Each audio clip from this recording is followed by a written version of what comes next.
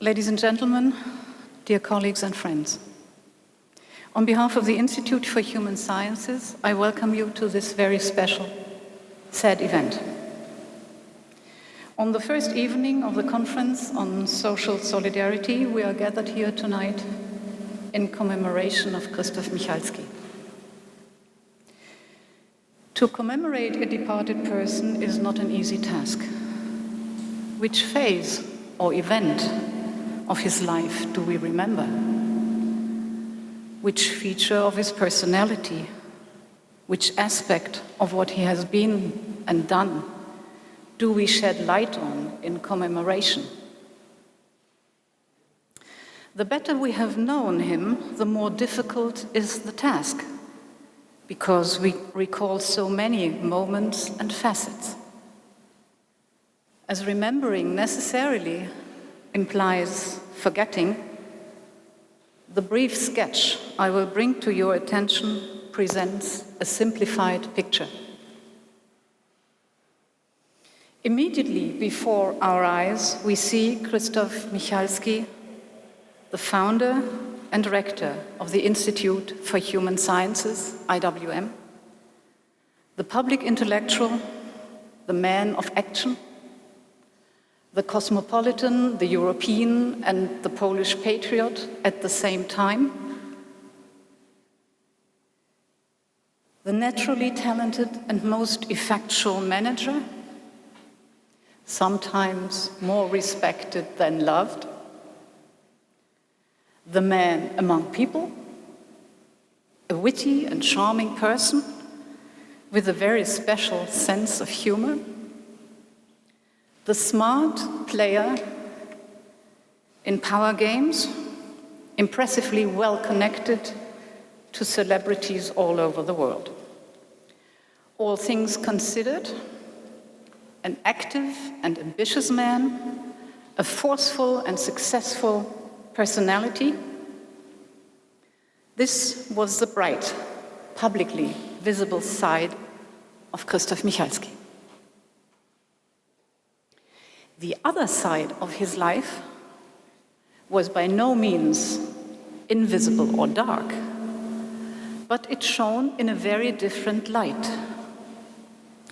Let me recall him for a moment in his chosen profession, or I would rather say vocation, as philosopher and as teacher of philosophy. If you want to enter the realm of philosophy, he taught his students, you have to leave behind the certainties of common sense and everyday life. You have to unknow, to disacquaint the world and yourself in order to confront the absolute, that is, the unknown.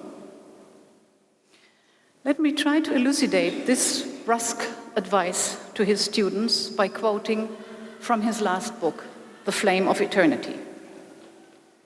At every step in the confrontation with the unknown, which demands courage, and in the pain of separating what has been dear till now, this sense of what I am is created anew. Everything I know about myself, everything that is familiar and my own, is in each successive moment placed under a question mark. Unquote. Paul Ricoeur famously called Karl Marx, Sigmund Freud, and Friedrich Nietzsche the masters of suspicion. Avec toute proportion gardée, Krzysztof belonged to this intellectual tradition. He was less interested in finite answers than in the infinite questions behind them. He was engaged in an existential, immediately personal fashion in the ardent questions of life and death, of time and eternity. Wielding the sharp weapon of logic, asserting a reason that hurts, he used philosophy as a way to deal with the conditions of contingency or in his words, the terrors of life. He envisioned the wretchedness of existence as vividly as one of his favorite thinkers, Pascal, whom he quoted not only in his writings, but during the months of his fatal illness. Pascal, the final act is bloody, however fine the rest of the play. In the end, they throw some earth over our head, and that is it, forever. Unlike Pascal, Krzysztof did not take refuge to a merciful God, nor did he trust in the stability and security promised by scientific rationality. Following Nietzsche, he rejected the consolation, the intoxication, the narcotic, the anesthetic of religious faith as well as of secular knowledge. Following Nietzsche, he boldly embraced the singularity and plurality of existence, of the world, of the self, and also even of thought and concept. As a consequence, that is to say, as a radically modern thinker, he accepted the boundaries and limits of life as the very conditions of its possibility and of freedom. In this vein, he could write, "Death is closer to me than any character trait. It is more mine than the person I love most or my most important task. Without death, there is no me. Death defines me, an irrepeatable individual and not merely a particular case of something. It is only the prospect of death that makes the life I am living my own." Now, considering the two sides of Krzysztof Michalski's life and personality from this rough outline I gave here, you might come to think that there was a split, a rift between them, that there were two diverging parts that could not have fitted together well. But no, this is not the case. There were no zwei Seelen, ach, in meiner Brust. No conflict of two souls within his chest. Both identities, that of the doer as well as that of the thinker, followed from two capacities Krzysztof Michalski was endowed with to an extraordinary extent. That is, the power of vision and the gift for narration. While Krzysztof the philosopher envisioned the somber nightmares of the human condition, Michalski, the man of action, had the rare capacity to transform lucid dreams into reality.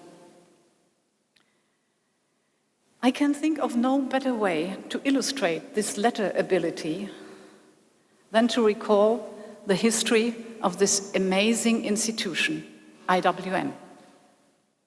Soon after Klaus Nellen and I had met Krzysztof Michalski in 1980, he started to convince us to create an institution on the model of the Inter-University Center in Dubrovnik, where we first met.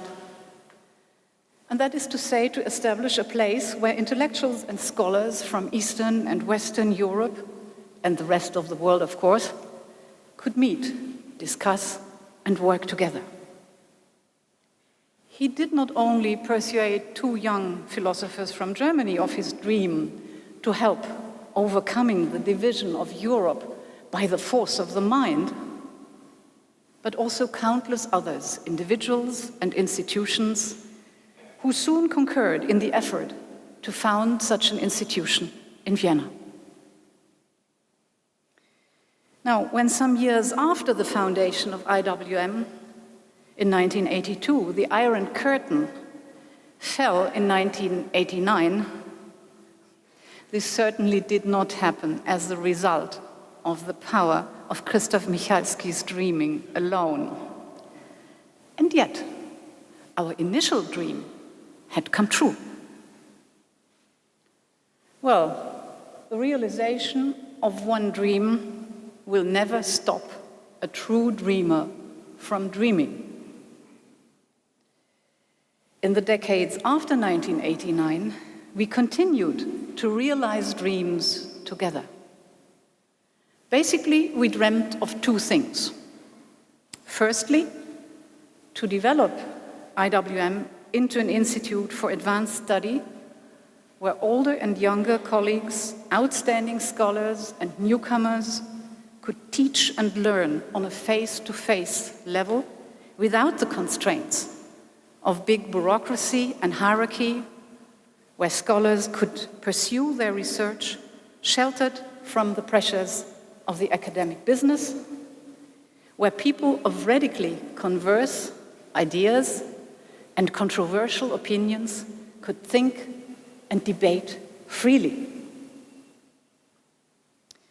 Even more important than just to provide a comfortable resort for a handful of lucky and privileged intellectuals, we continued to dream the original dream,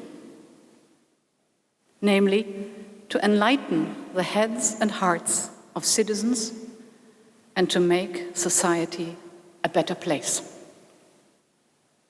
In one way or another, the various projects the Institute has initiated and carried out over the course of its existence serve this purpose. One important example is the long-term cooperation between Columbia University of New York, represented by Ira Katznelson and Ken Pruitt, and IWM on the topic of social solidarity. The conference that takes place here in Vienna today and tomorrow is the 8th in a series that started in 2005. It will focus on the pressing problems of inequality and poverty in today's world. And it will try to contribute to their solution by dint of analyzing them. It is the last conference Krzysztof Michalski had planned and worked for until a few days before his death. Let me conclude. I deeply deplore Krzysztof's death forestalls the continuation of his philosophical work. He had many plans for the future, to write on Hegel's philosophy of religion or on Carl Schmitt's concept of religion. And though I right now assured you that Krzysztof the thinker and Michalski the doer were in harmony as one and the same person, I have to admit there was a constant struggle going on between the two for the just share of his scarce time. For so many years, Krzysztof's philosophical ideas had to stand behind Michalski's indefatigable activities to develop the IWM. His hopes and mine to adjust this imbalance in the long years of a quiet old age have been thwarted.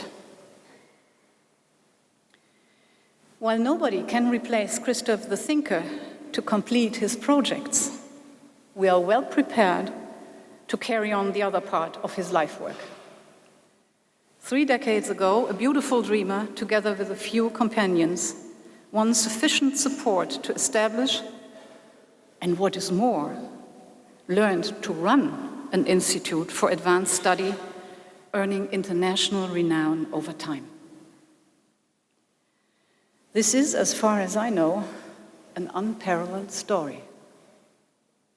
We handled our enterprise in the spirit of independence and intellectual freedom, blending academic rigor with entrepreneurship, adding a pinch of audacity and nonchalance. Of course, like life itself, the existence of this institution has never been safe in the past. and it cannot be expected that it will ever become secure in the time ahead. And yet, the dream has materialized and found its unique stature. We will use the force of vision and the power of narration that we had the chance to learn from Krzysztof Michalski to convince as many people and institutions as possible to join us in the effort to give IWM a future. Now let me turn to a distinguished friend who, besides the president and the boards of IWM, is among the first and foremost to help us in this endeavor, Michael Sandel. Michael Sandel is N.T. and Robert M. Bass Professor of Government at Harvard University, where he has taught political philosophy since 1980. Critics have called his new book, What Money Can't Buy, The Moral Limits of Market, I quote, a brilliant, indispensable book on the relationship between morality and economics, and one of the most important exercises in public philosophy in many years. Like his previous book, Justice, What's the Right Thing to Do? By the way, both books have been translated into German and are published by Ullstein. Like his previous book, Justice, What's the Right Thing to Do? What Money Can't Buy, has generated extraordinary interest around the world, including in London, where 2,000 people packed St. Paul's Cathedral for his recent book, and in Seoul, Korea, where 14,000 people filled an outdoor stadium to hear him speak. Michael Sandel's other books include Liberalism and the Limits of Justice, Democracy's Discontent, Public Philosophy, Essays on Morality in Politics, and The Case Against Perfection, Ethics in the Age of Genetic Engineering. His writings have been translated in more than 20 languages, and his legendary course, Justice, is the first Harvard course to be made freely available online and on television. It has been viewed by millions of people around the world, including China, where Michael Sandel was named the most influential foreign figure of the year. Michael has been a good friend to the Institute and to Krzysztof personally since the late 1980s, when Michael Sandel delivered the IWM lectures in philosophy. In the 1980s, Michael and Krzysztof co-taught summer courses in Cortona, and in 2007, Michael spoke at the Tishner debate in Warsaw. He participated in so many events of the IWM in the past that I cannot name them all. He is, of course, also a member of the Academic Advisory Board of IWM, and, as I said, a close friend. Tonight, he will speak to us on the general topic of our conference series, Solidarity. Please, Michael, take the floor. Words about the friend whose life we celebrate this evening. Leszek Kolakowski began his 3-volume history of Marxism with the observation that Karl Marx was a German philosopher. I don't think he meant this as a compliment. But I do mean it as praise when I say that Krzysztof Michalski was a Polish philosopher. He came of age during dark times. And like most philosophers who live in dark times, he turned his attention to the world. Krzysztof wrote beautifully about abstract thinkers and themes, about Heidegger and Husserl, eternity and time. But the institute he founded connected the life of the mind with the world at large. The Cold War and its aftermath, European integration, Europe and America, religion and public life, democracy and markets, feminism and human rights. The result was one of the finest institutes for advanced study in the world, a center for first-rate scholarship in philosophy, history, culture, and the social sciences, that also managed to elevate the terms of public debate in Europe and even across the Atlantic. Krzysztof was a tolerant man, but he had an unsparing eye for quality and for cant. Often, he would ask his academic friends to suggest suitable participants for panels or debates, especially when he was struggling, as he often did, to find an ideological balance. Once I recommended a Harvard colleague for such an event, and some months later I asked Krzysztof how my colleague had performed. He was good, Krzysztof said. Not very good, but good. Krzysztof had sophisticated tastes in food, in music, and in other domains. But these high tastes coexisted with humbler, even surprising ones. One summer in Cortona, Alex Smolar borrowed Krzysztof's BMW every afternoon to drive a group of us to the swimming pool and various other places. As we drove, Krzysztof's CD player belted out the greatest hits of a 1940s US singing trio called the Andrews Sisters. We found it very funny that Krzysztof apparently liked this hokey 40s harmony. At least it was funny until we discovered that no one in the car knew how to turn off the CD player.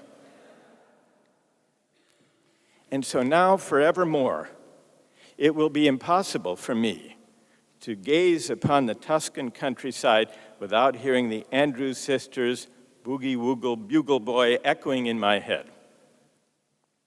One of Krzysztof's favorite themes was solidarity.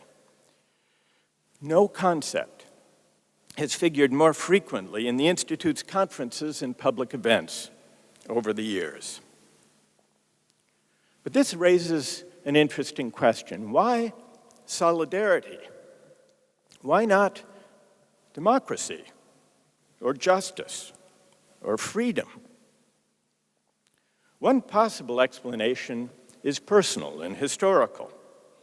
The founding of the Institute coincided more or less with the rise of the Solidarity movement in Poland. Krzysztof's friend, the philosopher priest Joseph Tischner, preached and wrote about solidarity in the 1980s.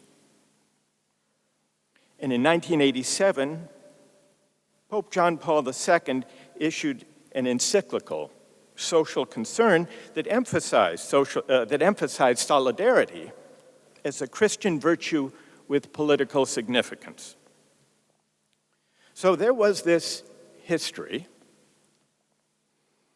but it begs, as an explanation, it begs the question, why for this social movement and for these religious thinkers was solidarity and not democracy or justice or freedom the most important, the most resonant moral and civic aspiration of the age?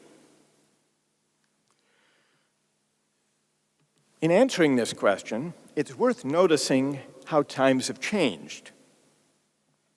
The Institute continues to explore the theme of solidarity, but in recent years, solidarity has been in retreat, both in theory and in practice. In fact, today, solidarity has an almost quaint, archaic ring. We debate the causes and the implications of the fraying of welfare states. And at the level of political theory and moral philosophy, there is what might almost be described as a suspicion of solidarity. And one measure of that suspicion is the search, both in theory and in practice, the search for alternative ways of conceiving commonality, alternative ways of holding societies together. The most prominent of those alternative ways are two. One is the market relations, voluntary exchange, freedom of choice. The second is the idea of markets, but markets constrained by principles of justice that rest on some form of social contract, be it explicit or implicit, be it actual or hypothetical. And much of the debate about the future of welfare states is a debate between partisans of one or the other of these alternative pictures of how to order social relations. The advocates of markets, free markets and voluntary exchange, debating with those who believe in markets but believe markets should be constrained by principles of justice that derive from some social contract or other. Now, those who hearken back to the ideal and the tradition of solidarity are liable to see these two familiar positions in the debate about the welfare state as a form of solidarity light. So why seek these alternatives? What's wrong with solidarity itself as a moral and civic ideal? Or to put the question another way, what is the source of the suspicion of solidarity? I think there are two sources.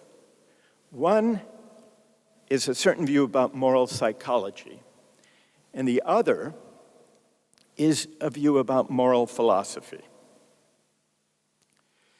The suspicion that's based, or the worry about solidarity, that's rooted in moral psychology, worries that solidarity as an ethic, as a way of conceiving social relations, is too demanding, morally too demanding. At least it's too demanding if the aspiration to solidarity is conceived as a universal aspiration. And if it isn't conceived as a universal aspiration, if solidarity is unavoidably bound up with particularity, then arises the second suspicion of solidarity, the one rooted in moral philosophy. This is the worry that solidarity, if unavoidably bounded in particular, is too parochial, is ultimately a kind of prejudice for one's own. Now, I would like to explore mainly the second suspicion, the second worry, the worry of moral philosophy. The objection that says solidarity is limited as an ideal because if it must be situated, if it must be bound up with particularity, then unavoidably it slides into a kind of prejudice for one's own. But before turning to that argument, I want to acknowledge that there is, and it's important, I think, to recognize, that there is a version of the ideal of solidarity that is not particular in this way. I mentioned the encyclical on social concern by John Paul II in 1987. He defined solidarity this way: He said, the virtue of solidarity is not a feeling of vague compassion or shallow distress at the misfortunes of so many people near and far. On the contrary, it is a firm and persevering determination to commit oneself to the common good. That is to say, to the good of all and each individual, because we are all really responsible for all. And then he gave the political implications of this ideal. Those who are more influential, because they have a greater share of goods, should feel responsible for the weaker and be ready to share with them all that they possess. Solidarity helps us to see the other, whether a person, a people, or a nation, not just as some kind of instrument, but as our neighbor, to be made a sharer on a par with ourselves in the banquet of life to which all are equally invited by God. Hence the importance of reawakening the religious awareness of individuals and peoples. This is John Paul II on the universal conception of solidarity. But many critics and defenders of solidarity have rejected the idea that it can be universal. They've emphasized instead, this is the argument about moral psychology, that our ability to identify with and take responsibility for our fellow human beings can be universal. Adam Smith, in The Theory of Moral Sentiments, offers up a thought experiment reflective of this view, of this skepticism about the universal reach of solidarity. Let us suppose, he writes, this is Adam Smith, that the great empire of China, with all its myriads of inhabitants, was suddenly swallowed up by an earthquake. Let us consider, Smith writes, how a man of humanity in Europe, who had no connection with that part of the world, would be affected upon receiving this news, the news of this dreadful calamity. He would, first of all, express his sorrow for the misfortune of that unhappy people. He would make melancholy reflections upon the precariousness of human life. And then he would go about his business. He might speculate about the effects of this disaster upon the commerce of Europe, the stock market. When all this fine philosophy was over, he would pursue his business or his pleasure with the same ease and tranquility as if no such accident had happened. But then, Smith says, but suppose that same European were to lose his little finger. He wouldn't be able to sleep. With the Chinese earthquake devastating millions, 100 million of his brethren, he would snore with the most profound security. But the loss of a little finger would keep him up at night. This is Adam Smith, suggesting that there are certain limits to the reach of moral sentiments, and the sense that there are such limits, and that these limits are more or less fixed, a fixed feature of the human condition, of the reach of human sympathy. This is the argument of moral psychology that underlies, I think, the suspicion of solidarity. Jean-Jacques Rousseau expresses a similar view about the limited reach of human sympathy. But he sees a solution. Rousseau writes in The Discourse on Political Economy, it seems that the sentiment of humanity evaporates and weakens, being extended over the entire world, and that we cannot be affected by the calamities in Tartary or Japan, the way we are by those of a European people. Interest and commiseration must somehow be limited and restrained to be active. It is a good thing, Rousseau writes, that the humanity concentrated among fellow citizens takes on a new force through the habit of seeing each other and through the common interest that unites them. And so he sees patriotism, nations, which concentrate and bound human sympathy as the solution. Do we want people to be virtuous, Rousseau asks? Then let us begin by making them love their country. But how can they love it if their country means nothing more to them than it does to foreigners? Allotting to them only what it cannot refuse to anyone. And so Rousseau accepts the idea that solidarity can't be universal. But he sees this as an argument precisely for concentrating, for organizing, articulating, and concentrating fellow feeling within the bounds of a patriotic political community. Now, what I would like to do, so this is one question, this question of moral psychology. Is the reach of human sympathy fixed, such that the universal aspiration to solidarity is hopelessly unrealistic?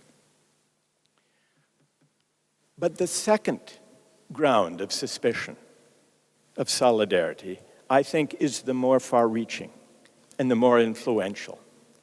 And it sheds, I think, more powerful light, both on solidarity's hard times these days and on the appeal of solidarity as a moral and civic ideal in the 1980s to the group of civic and religious thinkers who were part of the intellectual background to the formation of the Institute and its mission and its purpose. The argument of moral philosophy that leads to a suspicion of solidarity worries that any particular bounded expression of solidarity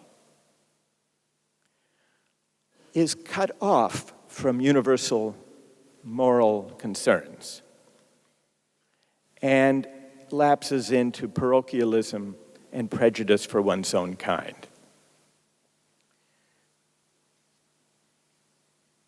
To illustrate this worry, that once solidarity is bounded, there is an inevitable tension between the claims of solidarity and the claims of universal human justice or human dignity. Consider two classic tests, moral tales about loyalty and solidarity. Solidarity often draws its most potent, most available, most intuitively powerful illustrations from family relations. In Massachusetts, there are two famous brothers. Maybe you've read about them. They are the Bulger brothers, William and James Bulger. James was actually better known as Whitey Bulger. Bill and Whitey Bulger grew up in a family of 9 in a South Boston housing project. William Bulger was a conscientious student. He studied the classics. He went into politics. He became president of the Massachusetts Senate. He served for 7 years as the president of the University of Massachusetts. That was Billy Bulger. Whitey Bulger, his brother, had ambitions of a different kind. He rose to become the leader of a ruthless mob gang an organized crime group that controlled extortion, drug deals, and other illegal activities. He was charged with 19 murders, and he fled to avoid arrest. For years, he was on the FBI's 10 most wanted list. Now, while he had taken flight, he spoke by phone with his brother Billy, the respectable one, though Billy claimed not to know his whereabouts. Billy, was called before the grand jury. A federal prosecutor pressed him for information on the whereabouts of his brother, who had taken flight, and he refused to help, claimed he didn't know. The prosecutor said this, "So just to be clear, you felt more loyalty to your brother than you do to the people of the Commonwealth of Massachusetts?" Billy Bulger replied, "I never thought about it that way, but I do have a loyalty to my brother and I care about him. It's my hope that I'm never helpful to anyone against him. I don't have an obligation to help anyone catch him." Now, in the taverns of South Boston, they expressed admiration for Bulger's loyalty. "Brothers are brothers," one resident told the Boston Globe. "Are you going to squeal on your family?" Editorial boards, though, were more critical. Instead of taking the righteous road, one columnist wrote, he chose the code of the street.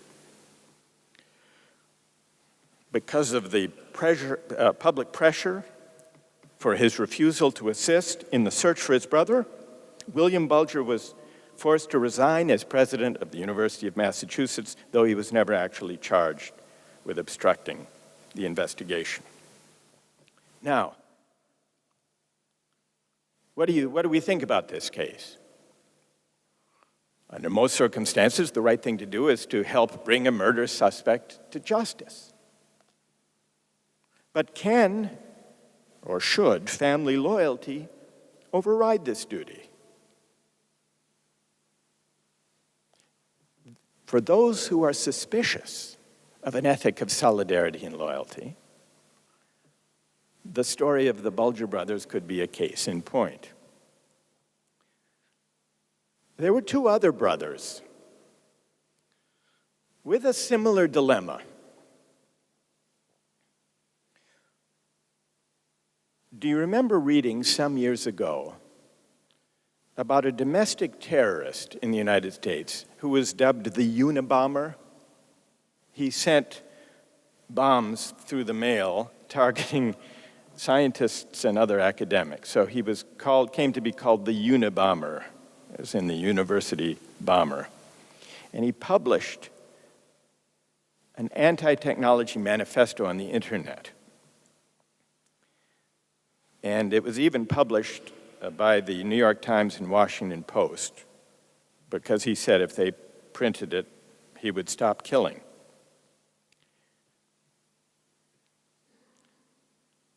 A 46-year-old social worker living in New York read this manifesto, and he found it eerily familiar.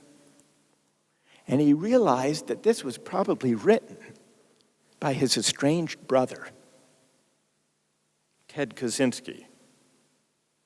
And so after much anguish, David, the brother, informed the FBI and led them to his brother, and they arrested the Unabomber. Although David, the brother who turned him in, had been given to understand that prosecutors would not seek the death penalty, they did.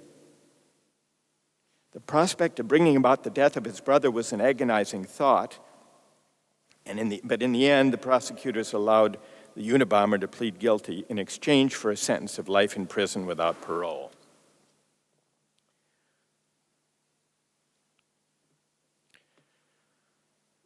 But it's still the act of turning in his brother hung over David Kaczynski for the rest of his life. There was actually a reward for information leading to the arrest of this wanted figure. The brother accepted the $1 million reward, but gave most of it to the families of those killed and injured by his brother. And he apologized on behalf of his family for his brother's crimes. So here are two different stories about brothers and about the moral weight of loyalty and solidarity. For Billy Bulger, family loyalty outweighed the duty to bring the criminal to justice. For David Kaczynski, the reverse. However you judge the choices they made, it's hard to read their stories without coming to this conclusion. The dilemmas they faced make sense as moral dilemmas only if you acknowledge that the claims of loyalty and solidarity can weigh in the balance against other moral claims, including even the duty to bring criminals to justice. Now, what's the philosophical upshot of this? You might say it bears out the suspicion of solidarity because it shows that sometimes even standing with one's brother requires one to violate a universal principle of justice. But you might also notice that conceiving their dilemmas as moral dilemmas acknowledges at least that solidarity has some independent weight, some weight that is independent of the duty to do justice. It's clear in any case that dilemmas such as these bear out the worry that solidarity is a kind of rooting for our own side, sticking with our own people, with our own family, even sometimes in the face of acquiescing in injustice. And this worry is part of the suspicion of solidarity as a moral ideal. But it's not necessarily the case that obligations of solidarity point inward. Sometimes they point outward and give rise to obligations, not toward our own people, but toward members of other communities with which our people have a morally burdened history. We can see this if we look around the world and notice the debates, often morally fraught debates, about whether nations should apologize for historic wrongs.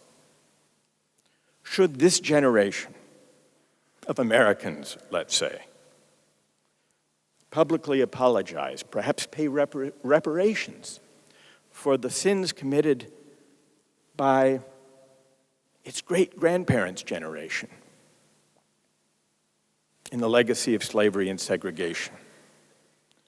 Or should this generation of Germans continue to feel morally responsible, especially moral responsible, in virtue of being Germans, for the crimes perpetrated by their grandparents and great-grandparents' generation during the Holocaust? In Australia, there was a debate about whether to make an official apology to the Aboriginal peoples. John Howard, the Australian Prime Minister at the time, this was some years ago, rejected an official apology on the following grounds: I do not believe that the current generation of Australians should formally apologize and accept responsibility for the deeds of an earlier generation. A similar argument was made in the US Congress when there was a debate over reparations for slavery. There was a Republican congressman named Henry Hyde who criticized the idea of reparations on these grounds. I never owned a slave.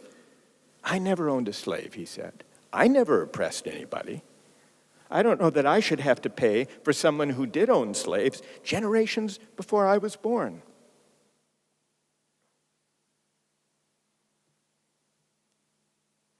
Underlying the arguments of John Howard or of Henry Hyde, what does this have to do with me? They did it. They did it back then, generations ago. Underlying this argument is a principled objection to official apologies that is not easy to dismiss. The principal objection rests on the idea that we are responsible only for what we ourselves do, not for the actions of other people, or for events beyond our control. According to this view, I am not answerable for the sins of my parents or my grandparents, or for that matter, my compatriots. What matters morally is what I've done, what I've willed, what I've chosen. But this puts the matter negatively. The principal objection to official apologies carries weight, has a certain moral plausibility, because it draws on a powerful and attractive moral idea. We might call this idea the idea of moral individualism. It's the idea that this doctrine doesn't assume that people are selfish. It's rather a claim about what it means to be free. For the moral individualist, to be free is to be subject only to obligations that I voluntarily incur. Whatever I owe others, I owe by virtue of some act of consent, a choice or a promise or an agreement, be it tacit or explicit, or in virtue of some principles of justice that I agreed to or would have agreed to under some special hypothetical circumstances. You might call this the voluntarist conception of moral obligation. All moral obligation is rooted one way or another in an act of will, whether individual, actual will, an act of consent, or a hypothetical agreement under certain ideal circumstances. And we see this in the tradition, in the social contract tradition, running from, in different versions, Hobbes, Locke, Rousseau, Kant, Rawls, Habermas.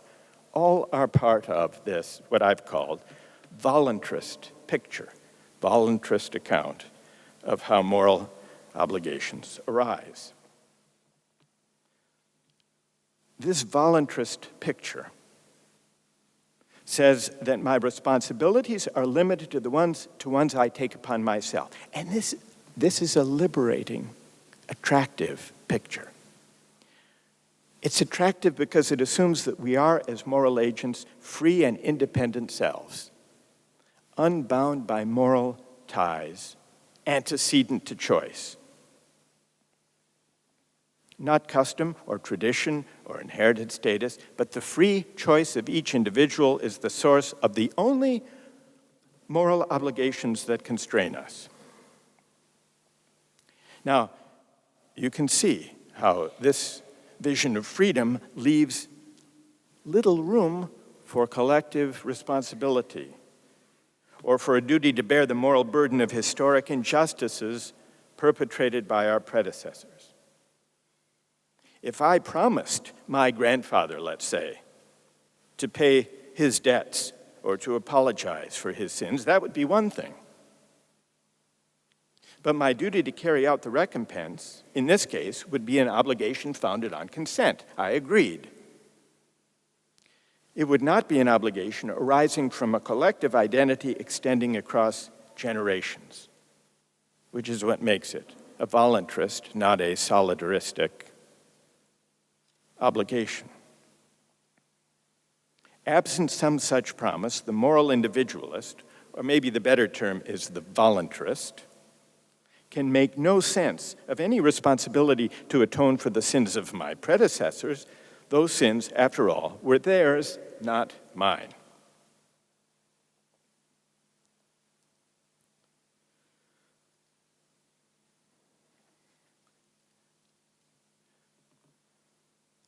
So, in order to decide whether the principal objection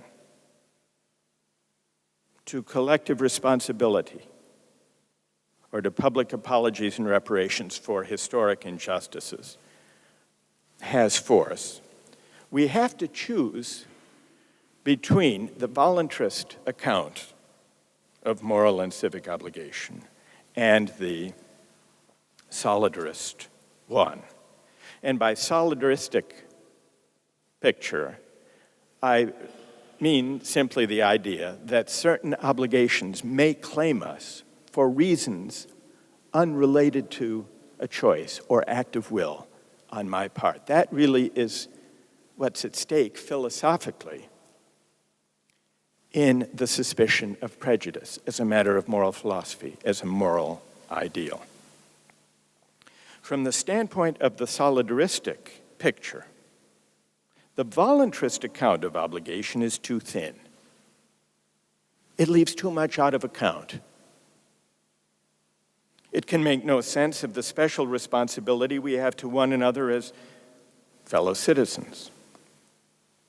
It fails to capture those loyalties and responsibilities whose moral force consists partly in the fact that living by them is inseparable from understanding ourselves as the particular persons we are.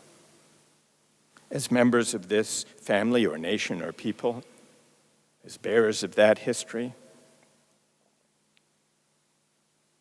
On the solidaristic account, these identities are not just contingencies that we should set aside or rise above when deliberating about morality and justice. Instead, they are part of who we are, and so rightly bear on our moral responsibilities.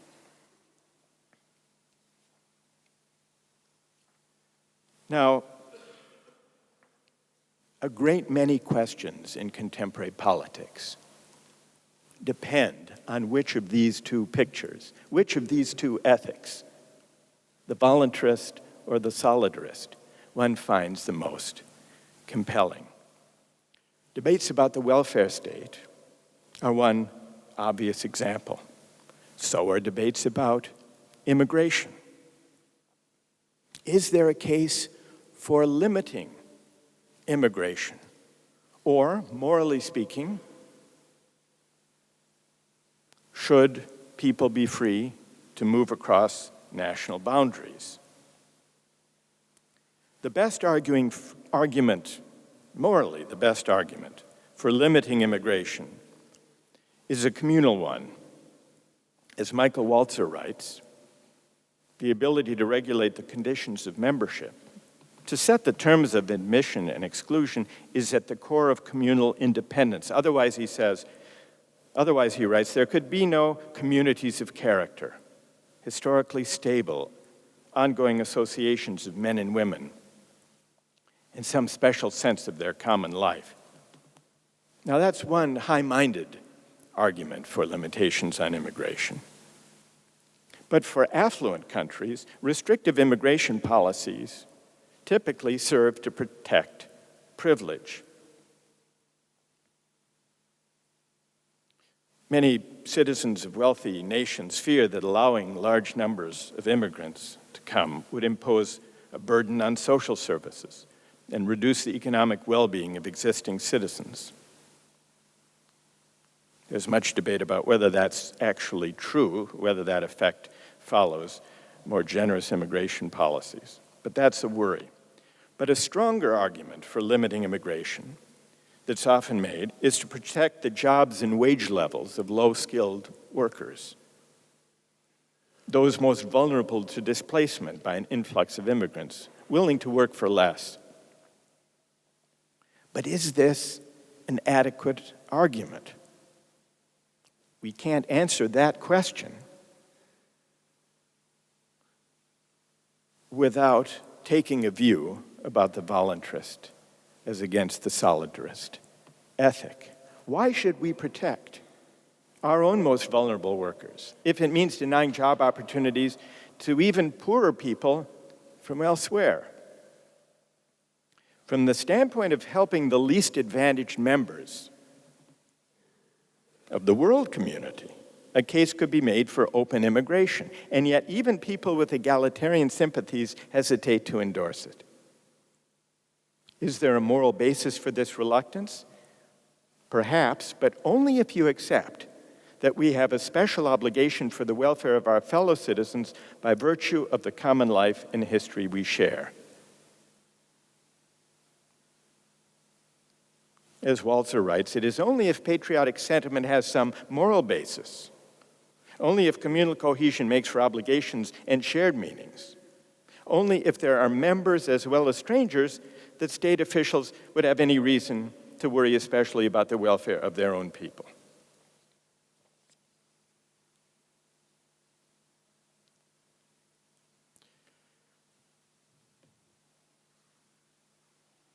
The general point is this: the suspicion of solidarity that flows from an argument of moral philosophy rests on the idea that all obligations that count morally and civically must spring from an act of will of one kind or another.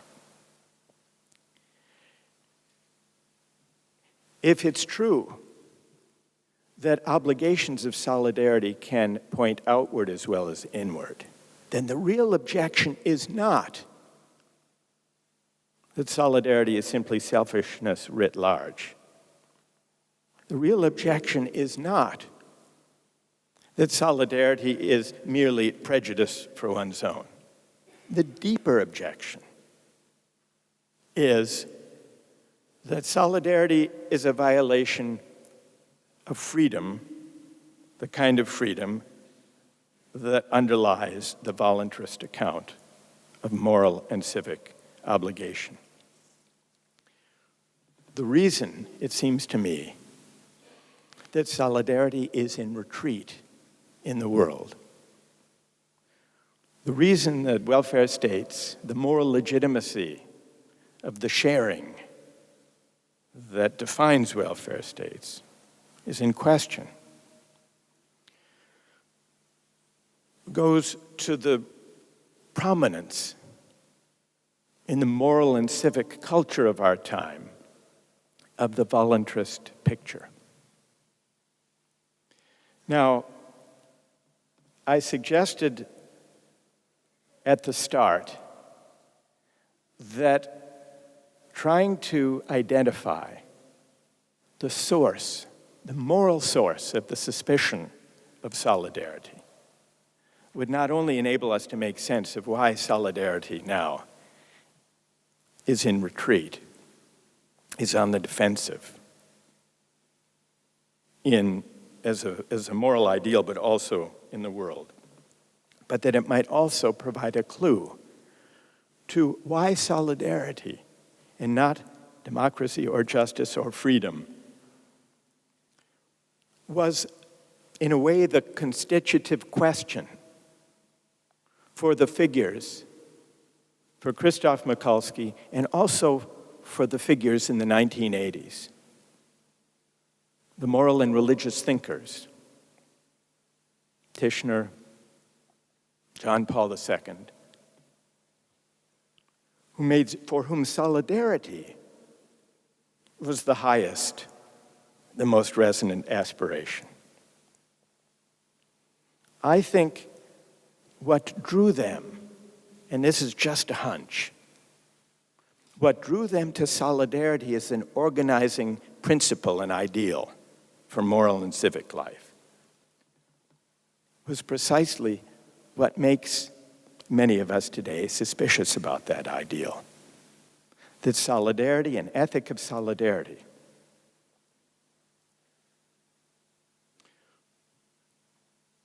insists on the possibility that not everything that matters in moral and civic life can be traced to an act of will.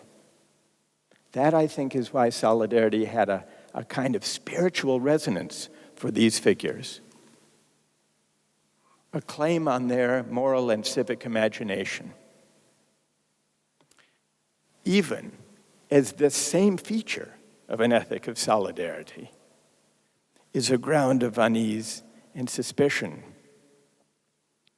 In a world where increasingly, I think, we hesitate to organize social life on an idea that seems to be in tension with a voluntarist conception of freedom, and that seems to rest on and resonate with the spiritual sensibilities and sources that say not all our moral and civic ties are the product of our will. I think that's, though I can't say I ever heard him say this, I think that's what attracted Krzysztof to these thinkers, his philosophical friends, and what attracted them to solidarity, not democracy, not justice, not freedom, as an organizing ideal. And I would simply conclude by suggesting that they may have been right. Thank you very much.